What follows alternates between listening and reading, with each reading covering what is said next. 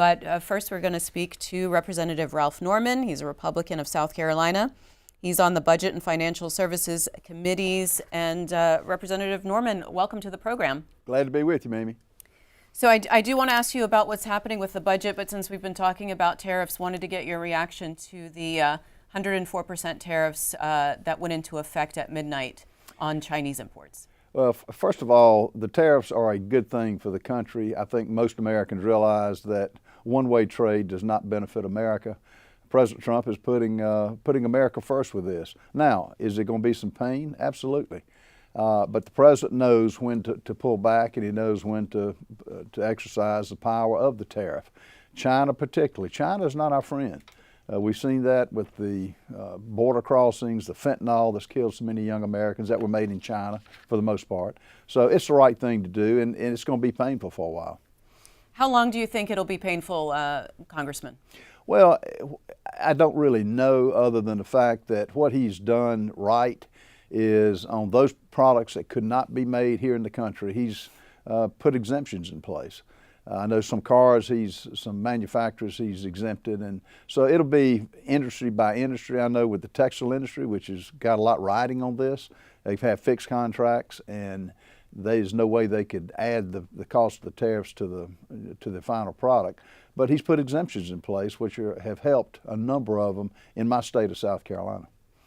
Well, let's go to the budget now. You are on the Budget Committee and you're a member of the Freedom Caucus. Can you tell us what's the latest on House action on that Senate-approved budget framework? Well, first of all, Mimi, no one has explained to us who are doubtful that the Senate will deliver anything above the $4 billion cuts. The cancer in America is spending. It's not income. And no one has signaled to us the urgency to do this. We can go ahead and work on our approach bills and continue on in getting our numbers of reconciliation. And you look, if you look at it, the base that we want to see cut is 1.5 with an aspiration of 2 trillion. They've offered 4 billion. That's 0.2% of what we signal and what Mike Johnson did a good job of shepherding the 218 votes. We're a long way off. So at the end of the day, I think I'm on Rules Committee, and I think it'll come out we're going to vote to send it out of rules, put it on the floor, but I think it'll fail because I don't think there's been enough reasoning to us who are budget conscious, who are deficit conscious, to satisfy that the Senate will do the right thing. So does that mean you would vote against it? I am going to vote against it. And that vote is happening today? Probably happen tomorrow. So what's the path forward then? Well, I think, we could, this is not that difficult, Mimi. We could send over a resolution.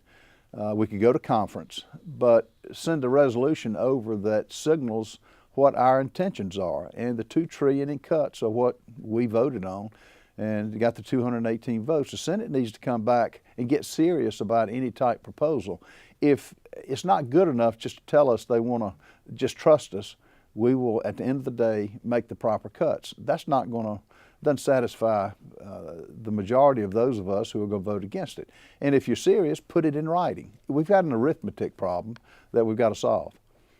And Congressman, what are the proper cuts in your perspective? What do you want to see cut that would make a substantial impact on the national debt? Well, 2 trillion is a start. Now, is it the end all to solve the deficit crisis? No. I mean, but when you have the interest that's getting close to $1 trillion, which is our military budget, the interest alone on our debt cannot keep going.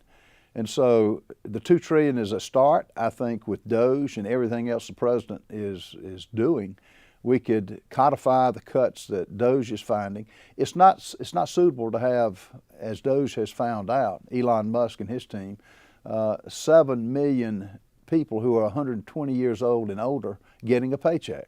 That's not suitable. And I think the cuts, the agencies that have been cut already, or going to be cut, I think will go a long way to getting our debt if we can put the money where it matters, which is cut spending. And each agency is going to have to do that. We've got 12 approach bills, and every one of them are going to have to find some way to come up with, to begin with, the $2 trillion. So that $2 trillion, do you see any cuts to Social Security, to Medicare, to Medicaid? No.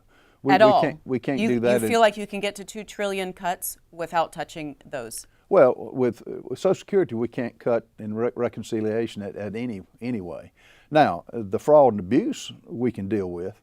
I think most Americans understand that, you know, having that many people that are dead getting checks is not right. With Medicaid, we can't deal with any cuts in that. What we can deal with, though, is able-bodied workers who can go to work need to be off the rolls. Now, we can deal with that, but you will see no cuts in Social Security payments. You will see no cuts in Medicaid payments. You will see, hopefully, some alterations made where they need to be made and have needed to be faced for a long time, meaning able-bodied workers, in particular Medicaid.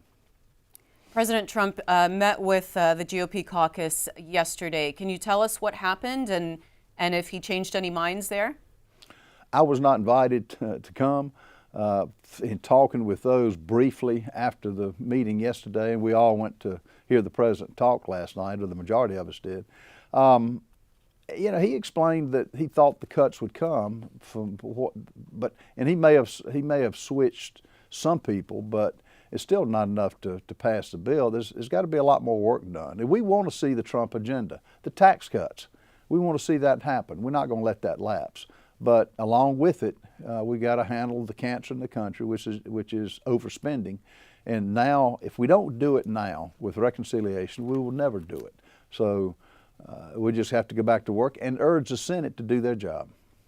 And is there a plan B, Congressman, if the House and Senate can't agree? I think so. We'll go to conference. I think Speaker Johnson, and this may pass. Mimi, I mean, I may be, you know, stranger things have happened when people say they're going to vote one way and then change. But I anticipate it failing on the floor tomorrow, and I anticipate a plan B, which would be to send a resolution over, having our intent, and the intent is to start cutting the deficit at the $2 trillion level. All right. Representative Ralph Norman, Republican of South Carolina on the Budget and Financial Services Committees and a member of the Freedom Caucus. Thanks so much for joining us this morning. My pleasure. Thank you.